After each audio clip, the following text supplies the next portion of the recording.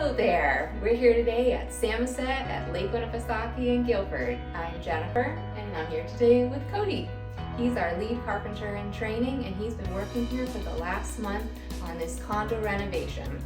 We're standing in the kitchen, which is where most of the renovations took place. So I'm going to ask Cody a few questions and he'll tell you what he's been up to. So Cody, this is a really small kitchen, which is similar to most of the kitchens in Samoset. And the first time I was here, it was really dark and you couldn't really see much. So what did you do to make this kitchen better for the customer? We kept the same layout and we upgraded all the cabinets, a little bit better utilization of space, added all this really cool LED under cabinet lighting. Without that, it was definitely a dull space in here. It really brightened it up. And we recessed in this LED light into this new solid hickory bar slab. Some cool features in here, the Insta-Hot, the air switch for the garbage disposal, this really unique double sink layout.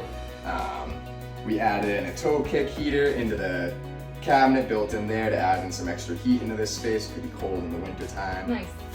All right, well, you've also updated the half bath and some of the flooring. Could you tell us a little bit about what you did in those rooms? Sure, we did all new flooring.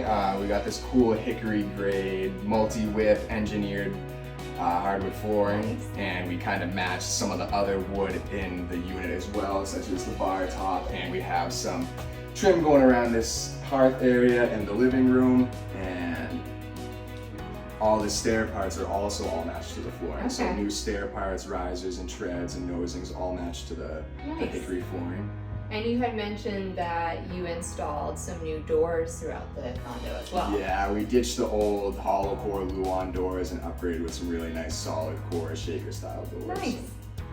Now those are better for sound insulation and things like that? Everything, yeah. Great. Just overall better aesthetic, and they're just a more hefty and yeah, definitely a better insulating door for sound reasons. Great.